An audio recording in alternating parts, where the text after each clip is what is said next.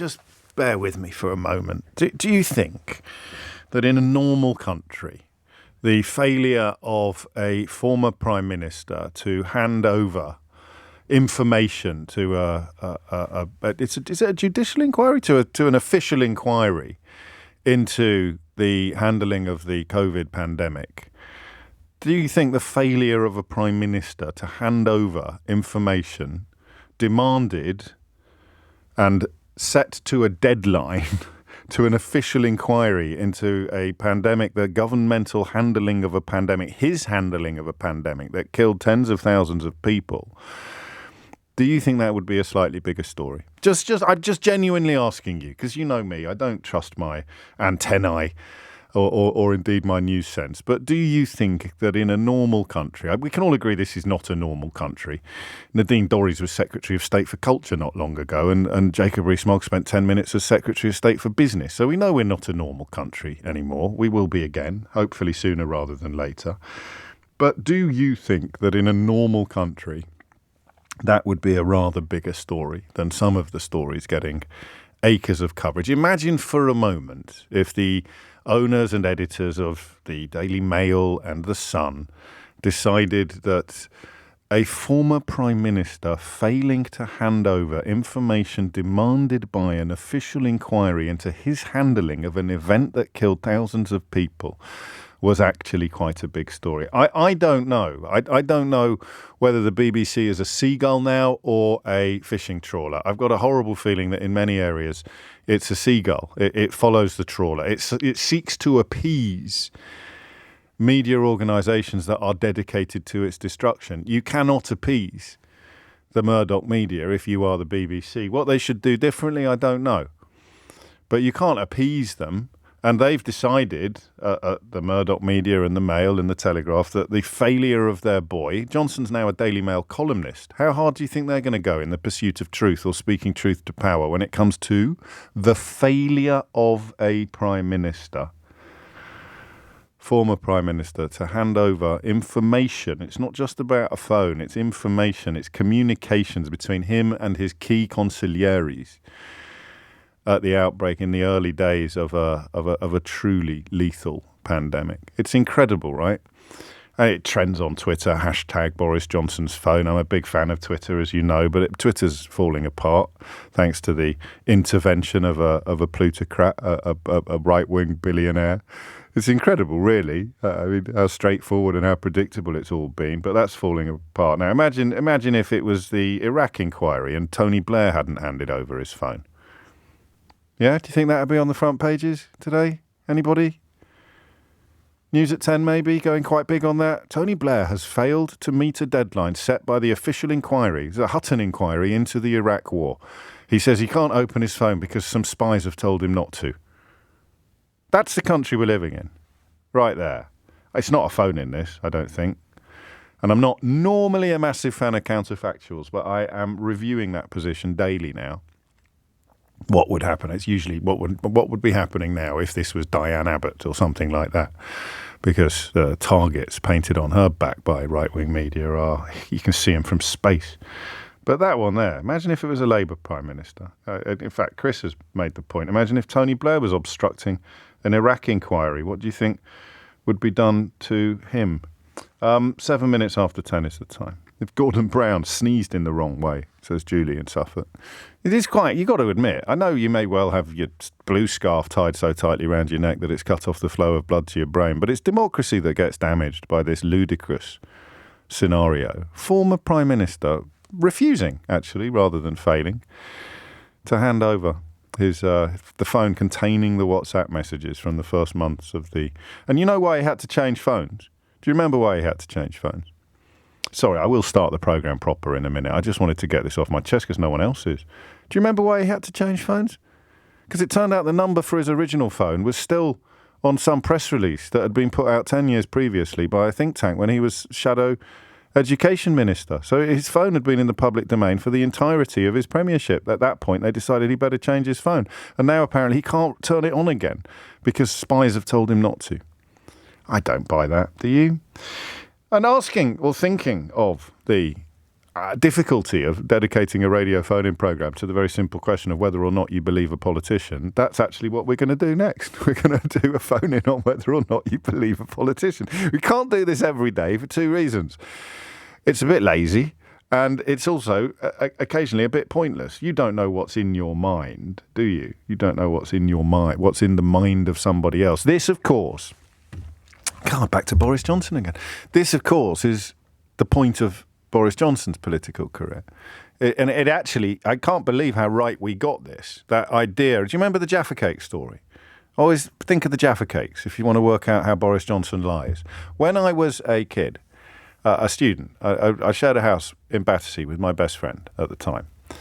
And one night I found myself very hungry. And the nearest shop was quite far away.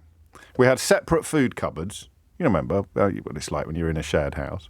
We had separate food cupboards. I was the only person in the house. He was asleep upstairs, and I ate his Jaffa Cakes.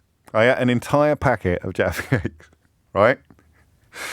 And he was and always will be one of the sweetest, most good-natured, most mild-mannered people I have ever had the pleasure. He's godfather to one of my children. He is the loveliest man you could ever meet. I was at school with him for 5 years. I was at university with him for 3. And we shared this place together for a year. And we're still great mates now. And I ate an entire packet of his Jaffa Cakes while he slept upstairs. And then, for reasons I can't quite recall, I refused to admit that I'd done it. And it almost broke him psychologically. It was like a Guantanamo Bay style level of mental torture because it was such a ridiculous lie. But it was also impossible to prove that I was lying because the absence of the Jaffa Cakes from his cupboard did not prove that I had lied.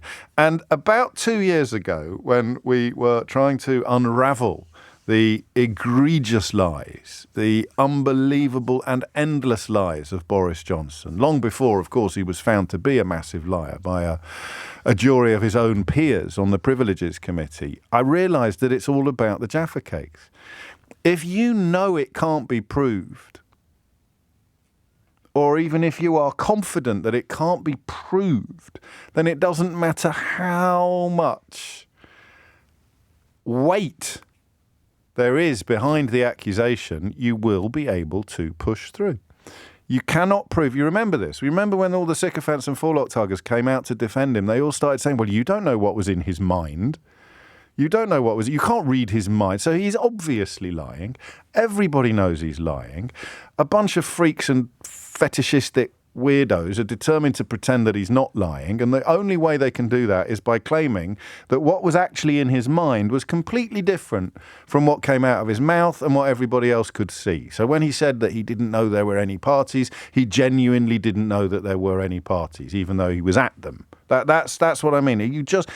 I didn't eat your Jaffa Cakes, but I know that you ate my Jaffa Cake. I saw them in the cupboard before I went to bed. You were the only person in the house. Either you stole my Jaffa Cakes or I got up in the middle of the night, ate them, and somehow managed to dispose, because that was the other terrible thing I did. It's like I got rid of the packaging. The poor bloke emptied the bin in the kitchen to see if it got. I mean, it was a horrible moment. It really was. Horrible moment. I don't know why. I'm ashamed of my behaviour. I really am, but I just refused to admit it. And that is what Robert Jenrick has learnt from Boris Johnson, because here is Robert Jenrick claiming or explaining why he ordered the removal of the murals from the asylum processing centre for unaccompanied children in Kent. And just keep the Jaffa Cakes in the back of your mind. Is it true that he gave orders to the asylum reception centre to paint over children's cartoons? And if so, why? Because nobody believes that Mickey Mouse cartoons either encourage or deter boats to arrive, and they simply think that this is the minister actually not showing some common decency towards vulnerable children. Well, I've been clear in answer to her Right Honourable friend that we provide very high quality care at all of the centres in which we support unaccompanied children. We didn't think that the setup in that particular unit was age appropriate because the majority of those individuals who were unaccompanied passing through it last year were teenagers. You buying that? Are you? The other story I normally tell at this point is the time that I went. If you've just tuned in for the first time, I don't always approach matters of grave national import with tales from my childhood and my student digs. But I do also remember the time that I went strawberry picking in Chaddesley Corbett and I ate my own body weight in strawberries, which left enormous amounts of strawberry juice all down my T-shirt and my shorts. Even my legs were bright red. I mean, I was walking strawberry. And I walked into the weighing area with the punnet containing the sort of 7 strawberries that I'd actually put in the punnet rather than just gorging myself on them. And the farmer said, and you know when adults laugh when you're a kid and you kind of like it, and the farmer said, "Did you eat any strawberries?" And I went, "No, sir," like this. And every adult in the tent, in the marquee, started laughing their socks off. That's also, I mean, you obviously I'd eaten a lot of strawberries. So, do you believe Robert Jenrick? Let's just remind ourselves what happened in the House of Lords when the same issue was raised with a Home Office minister who I had to look him up. Turns out Liz Truss put him in the House of Lords. 49 days as Prime Minister, and she still gets to put people in the House of Lords, including this character. To the Arrival Centre in Dover, which had cartoons and welcoming signs for children, and which were ordered to be removed by the Home Office Minister because it might make the children feel too welcome. Isn't that a disgrace? And isn't it time that government backbenchers felt as embarrassed as we are that this is happening in our country? The murals that the Noble Lord refers to were provided by our detention contractors and were not commissioned or approved by the Home Office. It's clearly the correct decision that these facilities have the requisite decoration befitting their purpose. My Lords. My Lords. It was Alf Dubs, of course, asking the question, Lord Dubs, himself a beneficiary of the kinder transport, so a man who knows of what he speaks. So 2 Home Office ministers there, Jenrick and, what's the other fella's name? Is it Simon something? Simon Murray, offering up 2 completely different stories. If you're going to tell a lie, lads, get your story straight. Seriously, was it they were taken down because they'd been put up without authority by the people who did the decorating at the detention centre, or they were taken down because you felt they were inappropriate for the teenagers passing through? Because I'll tell you one thing about teenagers, traumatised teenagers who've made their way to the UK via some of the most torturous and hideous and terrifying routes imaginable. They're going to be furious if there's a picture of Mickey Mouse on the wall when they finally get to safety.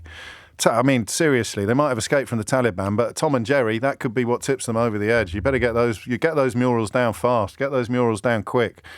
Well played, Bobby Jenrick. Honestly, top priority for a Home Office Immigration Minister, get those murals off those walls. They're teenagers over there, for God's sake.